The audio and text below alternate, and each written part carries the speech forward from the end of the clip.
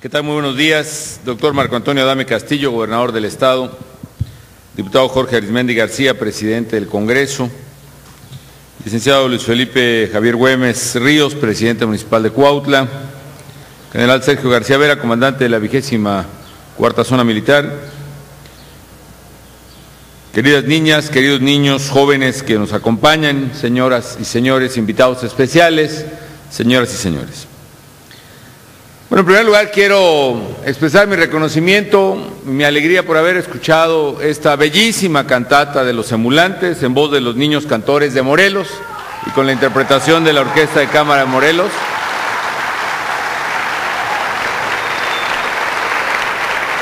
Ojalá, felicidades, no sé maestro si usted fue el autor o quién haya sido, pero es hermosa, es bellísima, felicidades también. Ojalá los podamos oír en Bellas Artes, a los niños cantores de Morelos y a la Orquesta de Cámara de Morelos también. Vamos a hacerlo. Y desde luego yo sugiero, gobernador, aquí me imagino que habrá conciertos aquí mismo, ¿no? En este bellísimo monumento, hay que hacerlo, es bellísima. Y una última, a ver si se puede, ya que termine el acto, si nos la vuelven a cantar, por favor, que a mí me gustó muchísimo. Muy bien.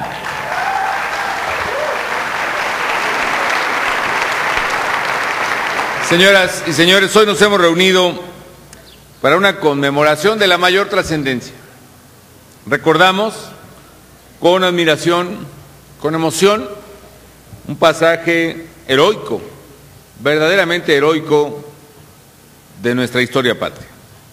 Celebramos, como sabemos, el bicentenario del rompimiento del sitio de Cuautla, que fue quizá una de las gestas más audaces de nuestra guerra de independencia y un hecho de armas que permitió a los insurgentes mantener viva la llama de la libertad. José María Morelos, cura de Carácuaro, nacido en Valladolid, en Michoacán, como ya se dijo aquí, escuchó el llamado libertario de don Miguel Hidalgo de 1810. Se encontró con él en poblados cercanos a Valladolid mismo, concretamente en el municipio de Charo, como se recuerda en este bellísimo Museo de la Independencia, sitio de Cuautla, que hoy inauguramos para deleite y beneficio de las familias cuautlenses.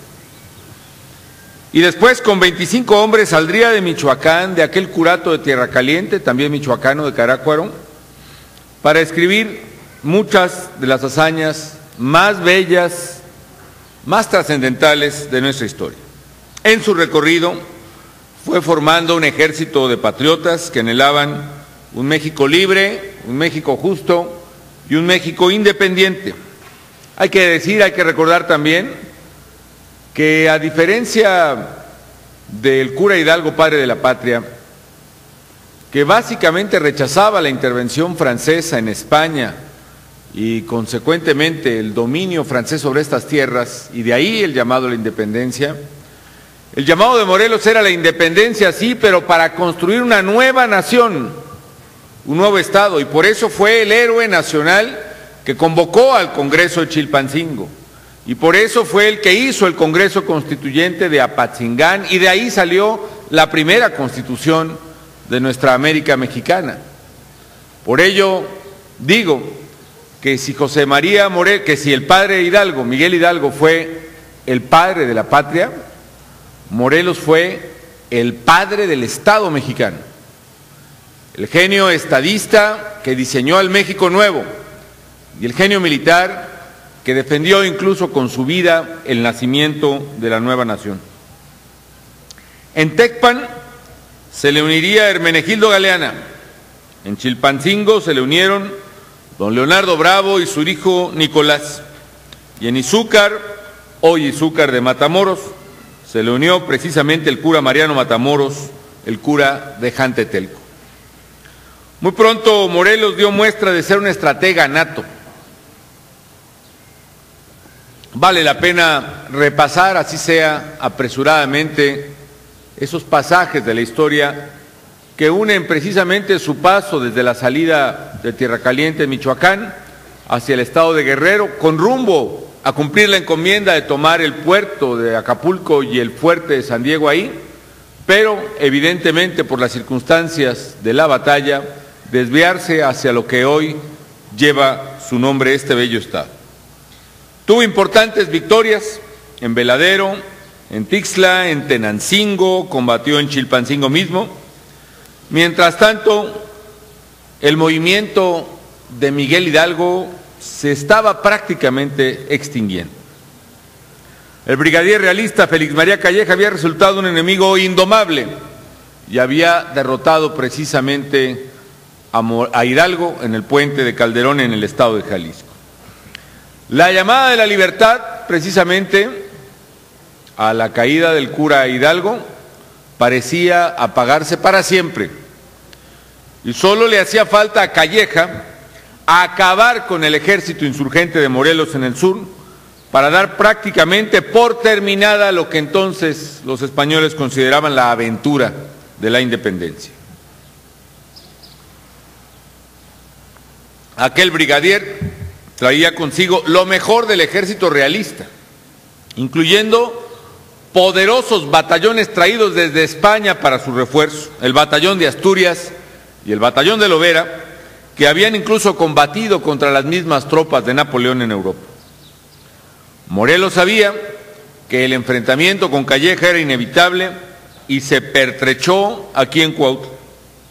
El brigadier llegó con su ejército a este lugar el 18 de febrero de 1812 y no pensó encontrar gran resistencia, toda vez que, como puede observarse, Cuautla no era ni es una ciudad fortificada. Se avecinaba, pues, una tremenda lucha totalmente desequilibrada entre 7,000 soldados realistas y el mejor de los generales de ellos, y 3,000 insurgentes encabezados por uno de los más grandes hombres que ha dado nuestra nación. Calleja y su vanguardia, mejor armada que los insurgentes, comenzaron a recorrer el contorno de la ciudad para reconocer el campo de batalla. Morelos, en un acto de arrojo y valentía, salió a enfrentarlo el mismo día, y tras él fue Galeana para cubrir con su vida al general. Hubo una escaramuza para medir fuerzas, para medir arrojos, y los insurgentes regresaban con sobriedad a esta plaza de Cuautla.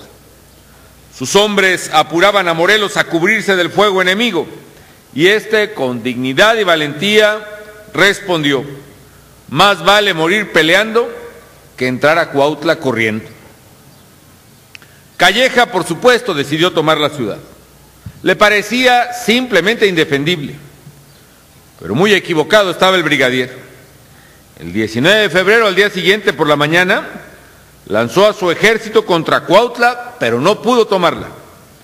Los insurgentes se defendieron como leones, no obstante ser menores en recursos, en hombres y en armas. Y Calleja se dio cuenta de que no podría tomar la ciudad, sino en todo caso después de sitiarla, y se preparó para ello, y por eso mandó traer de la Ciudad de México todavía más armas y más pertrechos. Los sitiados en las casas, en los conventos, resistieron el bombardeo incesante del enemigo. Se les empezaban a acabar los alimentos, pero la moral no disminuía. El propio Calleja escribió al virrey Francisco Javier Venegas, cito: el enemigo sigue con el mismo tesón fanático, reparando las ruinas que causa nuestra artillería. Con la finalidad de acabar con el movimiento de independencia, el virrey, como citaba ya el gobernador, ofreció el perdón a Morelos y a sus generales si estos se rendían. Calleja le envió el bando respectivo al generalísimo y Morelos lo leyó, y con ironía y con desdén escribió en el reverso del bando propuesto: otorgo igual gracia a Calleja y los suyos, y lo devolvió con el mismo emisario. El brigadier arreció el cerco, mandó al batallón de Lovera a desviar el cauce del río incluso, que surtía de agua a los insurgentes, y rápidamente Morelos envió a Galeana a proteger la toma de agua bajo fuego enemigo. la situación se hacía cada vez más angustiosa para los sitiados, y Morelos escribía a Calleja, su enemigo: aunque acabe ese ejército, conmigo queda aún toda la América que ha conocido sus derechos. Podemos imaginar que la situación era desesperada. Decidió Morelos mandar a Matamoros por víveres, y en otra acción heroica y audaz, como era el propio Matamoros, el cura de Jantetelco junto con su tropa rompió el cerco impuesto por Calleja para cumplir la orden. De regreso, ya con los víveres, trató de entrar nuevamente a Cuautla con su cargamento, y Morelos incluso salió a apoyar. Sin embargo, Calleja estaba prevenido, y los hombres de Matamoros esta vez ya no pudieron atravesar la fila realista. El hambre, pues, causaba ya más estragos que las balas. Morelos reunió a sus generales y les propuso romper el sitio de Cuautla. Les dijo: señores, la situación es esta. Habiendo rechazado el indulto, como nos lo dictaba nuestra dignidad y la confianza de los que murieron luchando por nuestros ideales y de los que siguen peleando con nosotros, no nos queda sino una disyuntiva: caer exhaustos en poder del enemigo o intentar romper el sitio con riesgo de morir en el campo de batalla. Y en la madrugada de un día como hoy, hace 200 años, 2 de mayo de 1812, las tropas de Morelos comenzaron a abandonar Cuautla, ocultos en la oscuridad de la noche. ¿Quién vive?, se oyó gritar a un centinela, y la respuesta fue un disparo de Galeana.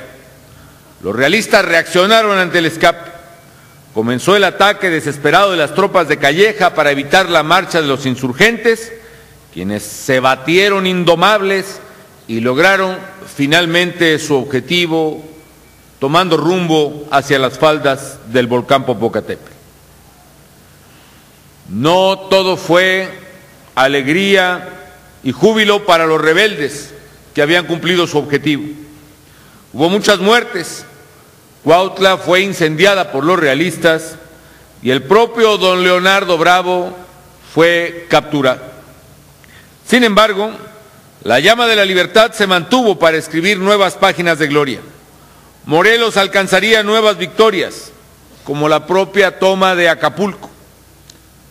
Dictaría los sentimientos de la nación y nos concedería la primera constitución de un México libre, la Constitución de Apatzingán. Y a su muerte, Vicente Guerrero, Guadalupe Victoria, Nicolás Bravo y tantos otros retomarían la antorcha de la libertad, de la independencia, hasta haber hecho realidad el México soberano que anhelaban.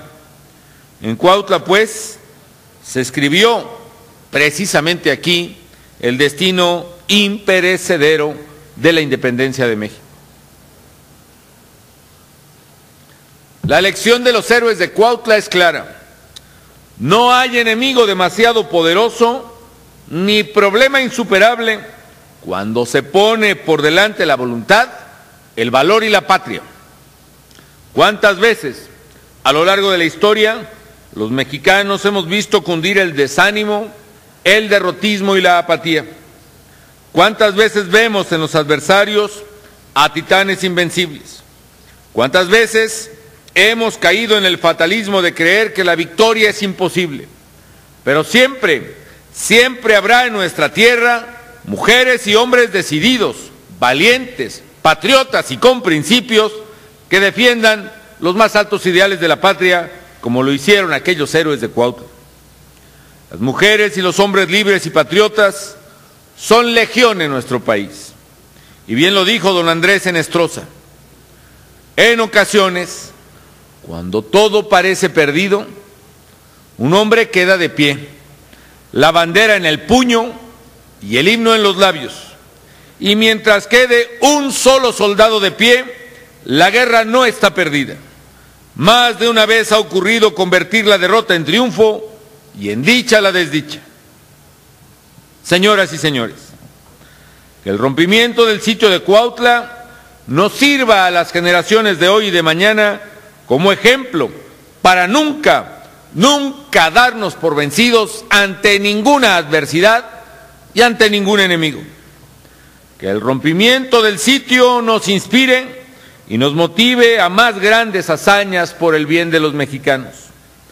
Que el rompimiento del sitio de Cuautla nos recuerde siempre que un puñado de hombres puede derrotar a enemigos poderosos si son movidos por ideales más justos y sublimes.